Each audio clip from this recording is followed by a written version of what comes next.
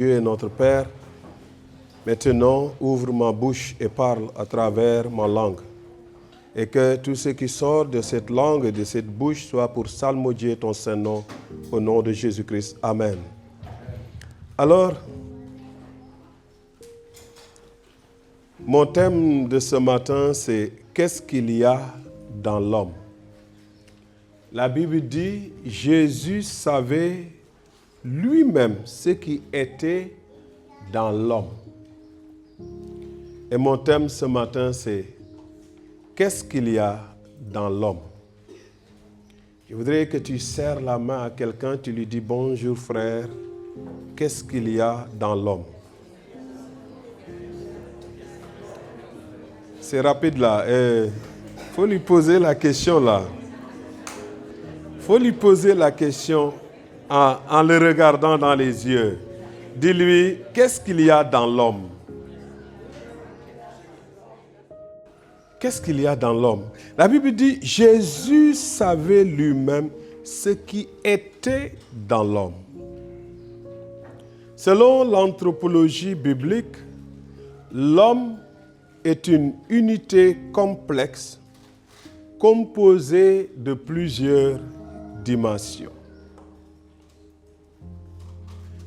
Je pense, nous tous, nous connaissons certaines dimensions de l'homme. Amen. Quelles sont les dimensions que nous connaissons? L'homme est un corps, un esprit et une âme. Mais l'homme est plus complexe que ça. Au-delà de ces dimensions, Jésus dit, il y a quelque chose qui est caché dans l'homme. Pour savoir ce qui est caché dans l'homme, nous allons adopter une attitude d'abord d'avoir un regard spirituel sur l'homme. Et en regardant spirituellement l'homme,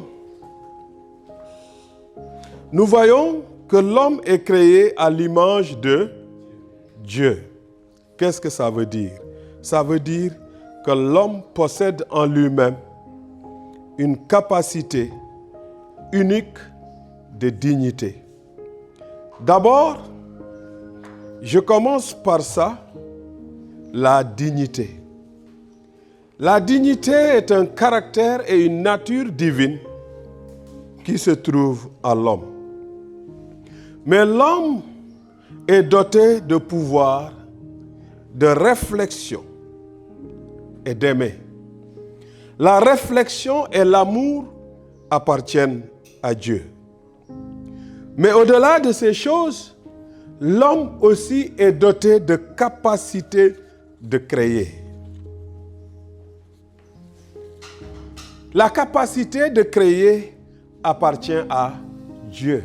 Mais Dieu, en créant l'homme à son image, a mis en l'homme la capacité de créer. 1. 2.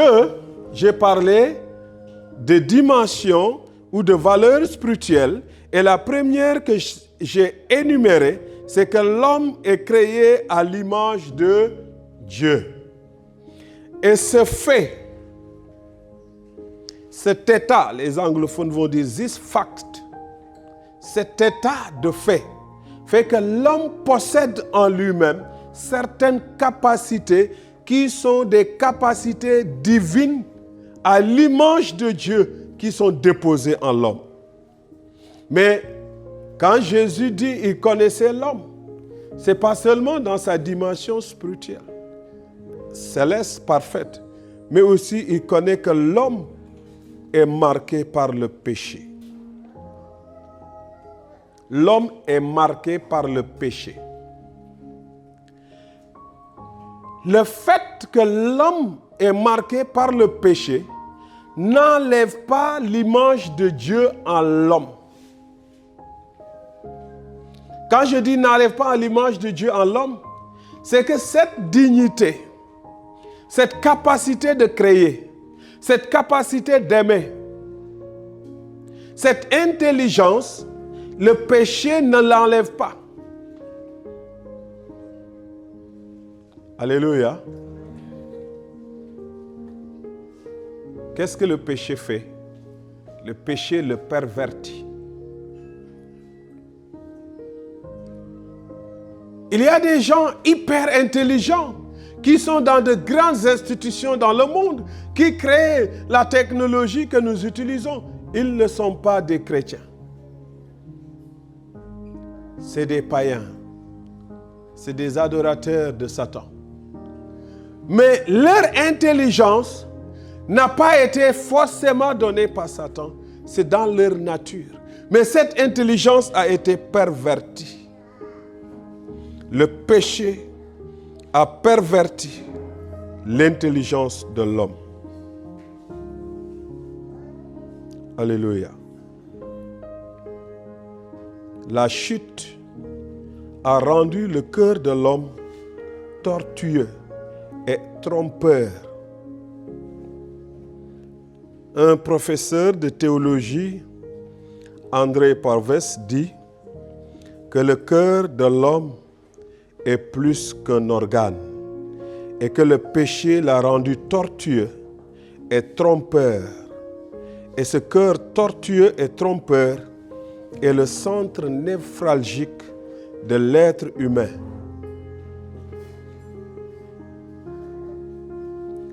Le cœur est le centre névralgique de l'être humain. Les désirs, les choix moraux, les pensées, les intentions qui ne sont pas dites sont cachées dans les cœurs. Quels sont les sentiments cachés? Quelles sont les pensées cachées? Quelles sont les intentions cachées? Ton attitude, tes intentions, nos attitudes, mes intentions sont d'abord cachées dans le cœur. Qu'est-ce que l'homme? Qu'est-ce que l'homme? Étudiant, qu'est-ce que l'homme? L'homme est un mot qui désigne la race humaine à laquelle nous appartenons. Quand je mélange les moutons, les cheveux et les humains, qui je dis que les hommes se lèvent, les hommes vont se lever. L'homme est un mot qui désigne la race humaine à laquelle nous appartenons. L'espèce humaine est désignée par l'homme, et l'homme aussi, c'est le mot qui désigne l'opposition à la femme, le sexe féminin. L'homme est un individu créé comme le couronnement d'une création matérielle et animale. Quand Dieu a créé tout ce qui est matériel, les eaux, les herbes, les arbres, les arbustes, Dieu a créé les animaux et l'homme, c'est le couronnement de la création. Genèse chapitre 1, le verset 26, qui dit: Puis Dieu dit, faisons l'homme à notre image, selon notre ressemblance, et qu'il domine sur les poissons de la mer, sur les oiseaux du ciel, sur le bétail, sur toute la terre, sur tous les reptiles qui rampent sur la terre. Dieu créa l'homme à son image. Il le créa à l'image de Dieu. Il créa l'homme et la femme. Alléluia. Si nous continuons dans Genèse chapitre 2, verset 7, il dit: L'Éternel Dieu forma l'homme de la poussière de la terre. Il souffla dans ses narines un souffle de vie, et l'homme devint un être vivant. Alléluia. Dans Genèse chapitre 11, le verset 27, la Bible dit: Voici la postérité de Terah. Terah engendra Abraham, Nachor et Haran. Haran engendra Lot. Et vous pouvez voir à partir du verset 10 la postérité de l'humanité. Qu'est-ce que l'homme? L'homme est un être créé à l'image de Dieu pour dominer sur le reste de cette création. Dans son humanité, l'homme doit dominer sur la création. Maintenant, écoute bien ce que je dis. Dans son humanité. Mais dans sa spiritualité ou dans son appel divin, l'homme doit se retourner envers son Créateur. Je répète. L'homme, le verset que nous avons vu, il dit, il souffla sur lui et il devient un souffle vivant. Cette double composition de l'homme, c'est-à-dire la terre et le souffle de Dieu, fait que dans sa nature terrestre, l'homme domine sur la terre. Je voudrais que tu dis à quelqu'un, resserre la main à la même personne, dis-lui, tu as été créé pour dominer sur la terre.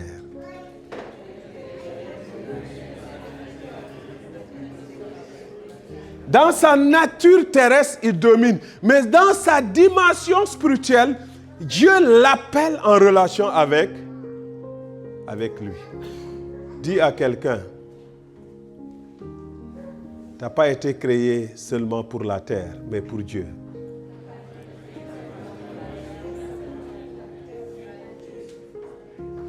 Tous les jours, nous sommes dans notre activité terrestre. Nous essayons de dominer. Nous essayons d'être actifs. Nous essayons de posséder la nature et la création.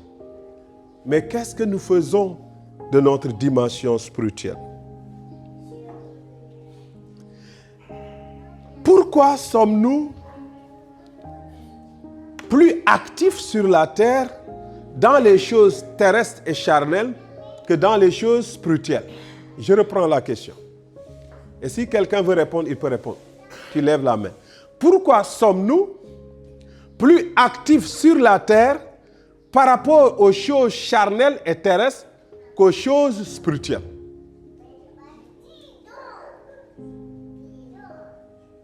Oui, vas-y. Tu as dit quelque chose dans son oreille. Vas-y, lève-toi seulement. Toutes les réponses sont bonnes.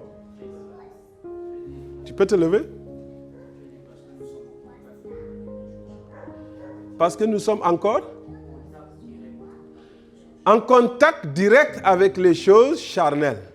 Je viens de dire que nous sommes en contact direct dans nos natures humaines avec les choses naturelles. Disons que les choses que nous appelons charnelles sont les choses naturelles. Mais nous sommes aussi en contact direct avec les choses spirituelles dans notre dimension spirituelle.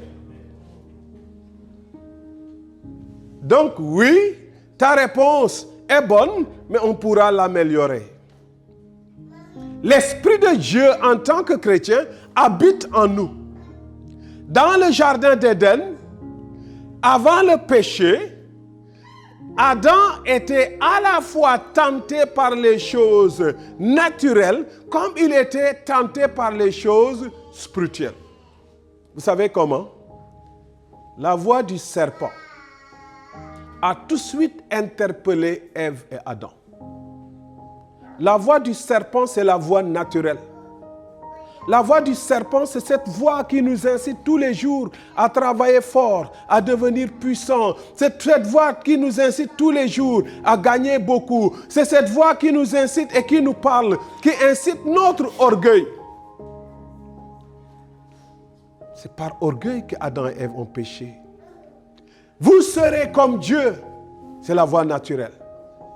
C'est cette voix naturelle qui fait que tu te réveilles le matin, on te dit, repose ton corps. Satan te dit, repose-toi, pourquoi aller à l'église? Tu es trop fatigué. C'est cette voix naturelle qui dit, il faut beaucoup étudier, être une personnalité pour être respecté. C'est une voix naturelle. C'est la voix du serpent qui te parle encore. Qui nous parle? Qui me parle? La réalité, c'est comme Ève. Nous ne sommes pas encore différents. nous laissons la voix du serpent nous parler.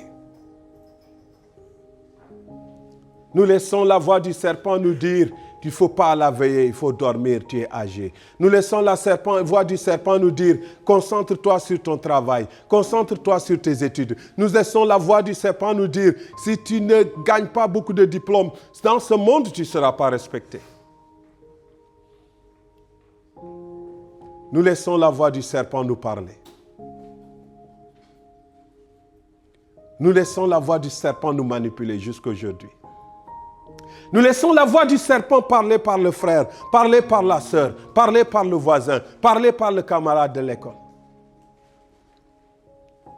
Un jeune étudiant en théologie m'a dit, « Pasteur, je veux travailler parce que mon collègue à l'école m'a dit, il ne faut pas trop faire confiance aux églises, il faut aussi travailler. » Ça, c'est la voix du serpent. Cette église qui t'a envoyé étudier, la voix du serpent te dit, ne la fais pas confiance. Cherche aussi à gagner ta propre vie. J'ai répondu à cet étudiant, ah, le monsieur a raison. Si tu ouvres tes yeux et tu fixes sur l'église, tu seras dessus. Mais si tu crois que c'est Jésus-Christ qui t'a amené là-bas, tu n'as pas besoin d'attendre de l'église. Tu attends de Jésus-Christ. C'est la voix du serpent, cette voix naturelle qui nous parle encore et qui nous attire vers les choses charnelles, qui nous attire vers les choses naturelles.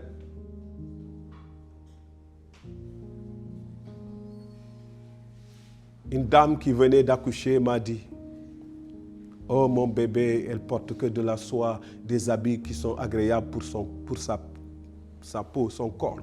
Parce que je veux quand il grandit, il aura déjà l'habitude de s'habiller avec des habits qui sont de qualité. » Ça, c'est la voix du serpent. Cette voix du serpent dans le jardin d'Éden n'a pas arrêté. Elle parle encore. Et dans le livre de Job, chapitre 15, verset 14 à 16, Job déclare, « Qu'est-ce que l'homme pour qu'il soit pur? Celui qui est né de la femme peut-il être juste? Si Dieu n'a pas confiance en ses saints, si les cieux ne sont pas purs devant lui, combien moins l'être abominable et pervers, l'homme qui boit l'iniquité comme l'eau. » Job dit, l'homme est un être pervers. Qu'est-ce que la voix spirituelle?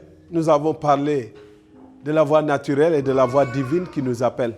Mais comment est-ce que faire la différence entre cette voix du serpent qui nous parle tous les jours et la voix divine? Adam n'a pas pu faire la différence. On l'a dit, le fruit est agréable. La Bible dit, il regarda. Tous les jours, nous regardons. Tous les actes que nous posons, d'abord, la plupart du temps, sont basés sur le regard.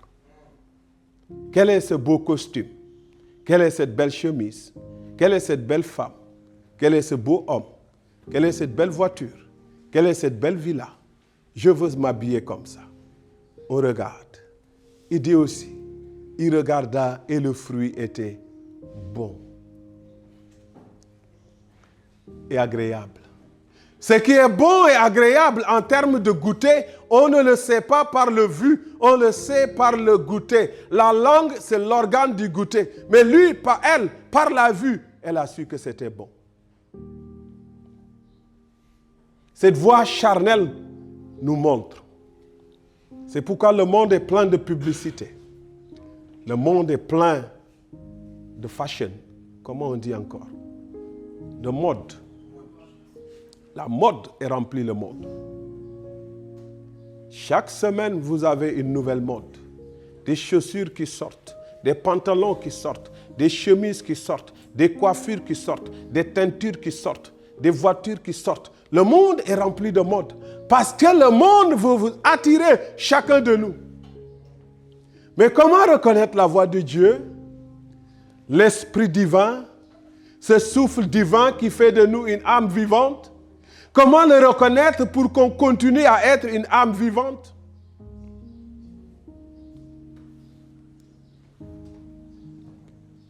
Cet esprit,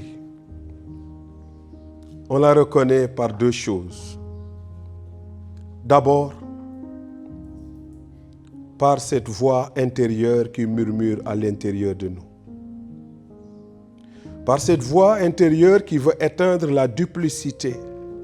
Parce qu'en nous, il y a une duplicité de ce qui est naturel et charnel qui parle. Il y a un esprit qui nous invite à suivre la voie de Dieu et de l'humanité. Cet esprit, on l'entretient par la méditation de la parole et par la prière. Cet esprit qui connaît les besoins profonds de l'homme veut guérir notre intérieur. Jésus,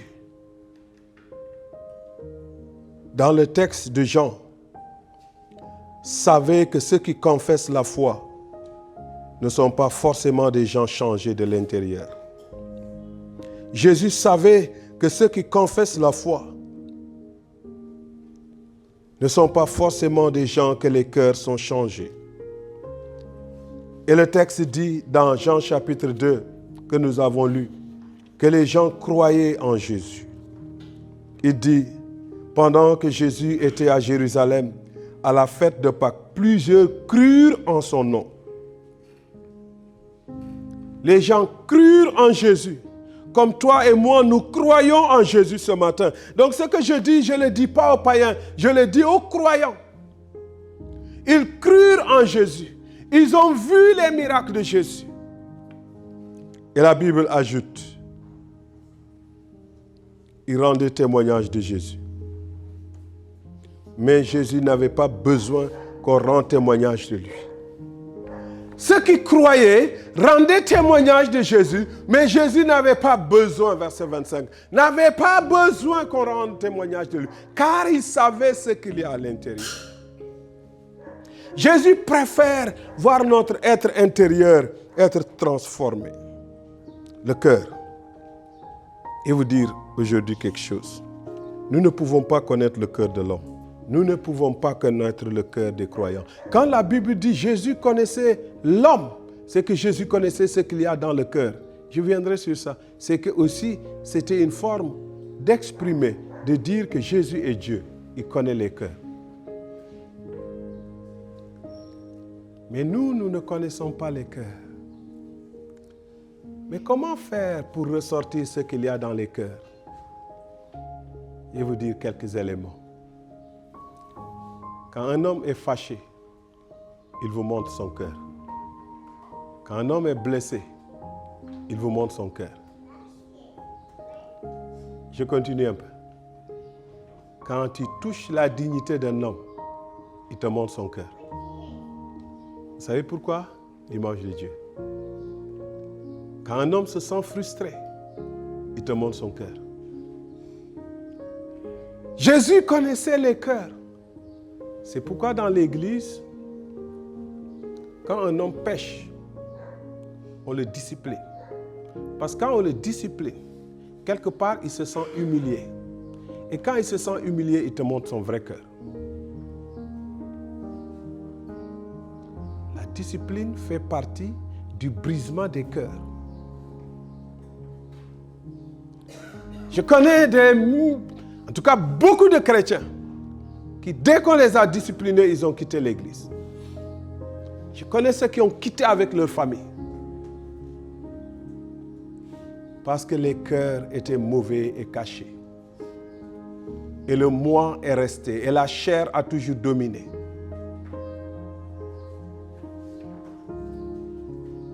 Pourquoi il y a des divorces? À cause de la colère.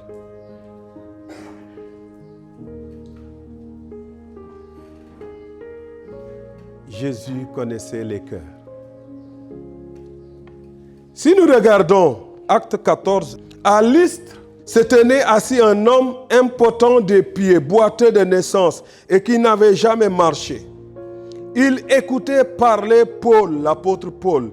Et Paul, fixant les regards sur lui, voyant qu'il avait la foi pour être guéri, dit d'une voix forte, « Lève-toi droit sur tes pieds. » Il se leva d'un bond et marcha. Verset 11. À la vue de ce que Paul avait fait, la foule, dites avec moi, la foule, éleva la voix et dit en langue lycaonienne, les dieux sous forme humaine sont descendus vers nous. Quand ils ont vu le miracle de Paul, ils ont dit, les dieux sous forme humaine sont maintenant au milieu de nous. Ah, nous sommes bénis. Arrivé au verset 19, il dit, alors survint d'Antioche et d'Icône des Juifs qui gagnèrent la foule qui disait des dieux. Quelques minutes après, des gens qui sont contre Paul sont arrivés et ils ont gagné cette même foule. Et la foule qui, après avoir lapidé Paul, le traînèrent hors de la ville. Cette même foule qui disait des dieux, quelques personnes sont venues. Ils les ont dit, ce gars-là c'est un faux, il n'est pas bon. Ils ont parlé et puis ils ont changé et eux-mêmes ils sont allés avec les Juifs et ils ont lapidé Paul. Jusqu'à penser que Paul est mort. Ils l'ont traîné hors de la ville. L'homme change. Cet homme qui t'acclame, qui t'appelle un Dieu descendu du ciel, c'est 30 minutes après lui qui te lapide, qui te déclare un faux. C'est ce qu'on voit ici. Qu'est-ce que l'homme? Qu'est-ce que l'homme? La Bible dit Jésus connaissait ce qu'il y avait dans l'homme. 1 Samuel, chapitre 16, verset 7. On va le lire ensemble.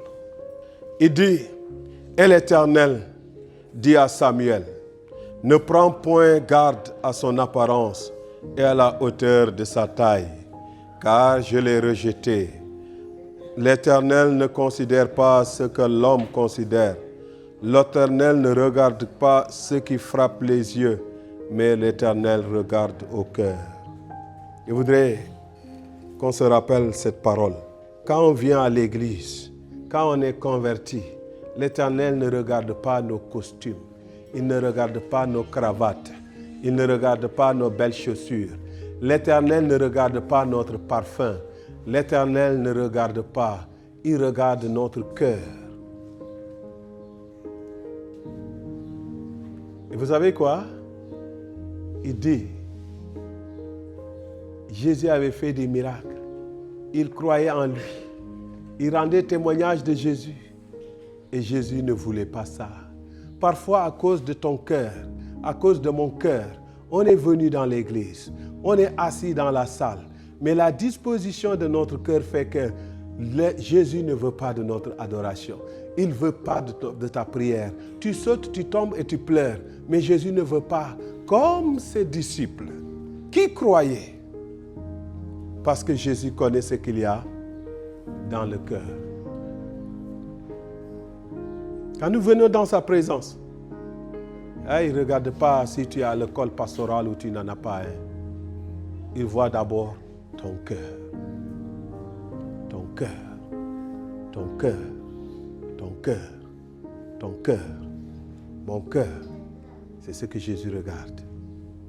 Et dans 1 Roi, chapitre 8, versets 37 à 40, il dit, quand la famine, la peste, la rouille, la nielle, les sauterelles d'une espèce ou d'une autre seront dans le pays, quand l'ennemi assiégera ton peuple dans son pays, dans ses portes, quand il y aura des fléaux et des maladies quelconques, si un homme, si tout ton peuple d'Israël fait entendre des prières et des supplications, et que chacun reconnaisse la plaie de son cœur et étende les mains vers cette maison, et que chacun reconnaisse la plaie de son cœur. S'il y a la maladie, s'il y a la rouille, s'il y a la nielle, s'il y a les sauterelles qui attaquent nos finances, qui attaquent nos vies, s'il y a des sauterelles qui attaquent notre destinée, s'il y a des choses qui nous assiègent, qui sont plus forts que nous, personnellement ou collectivement, il dit, mais si les gens viennent te prier, te supplier, et reconnaissent la plaie de leur cœur. Que moi et toi, chacun de nous, reconnaisse ce matin la plaie de son cœur. Quelle est la plaie de ton cœur? Cette fois-ci, on n'a pas besoin de répondre. Mais quel que soit ce qui nous arrive, il dit, s'ils reconnaissent la plaie de leur cœur, verset 39, exauce-les des cieux. Au lieu de ta demeure, pardonne, agis et rends à chacun selon ses voies. Toi qui connais le cœur de chacun, car seul tu connais le cœur de tous les enfants des hommes. Maintenant, quand il dit exauce du ciel, cet exaucement du ciel est lié à la reconnaissance de la plaie du cœur. Et le verset 40, il dit, ils te craindront tout le temps qu'ils vivront dans le pays que tu as donné à nos pères. Dieu, il pardonne, il change. Alléluia. Qu'est-ce que l'homme? Ézéchiel chapitre 36, verset 26.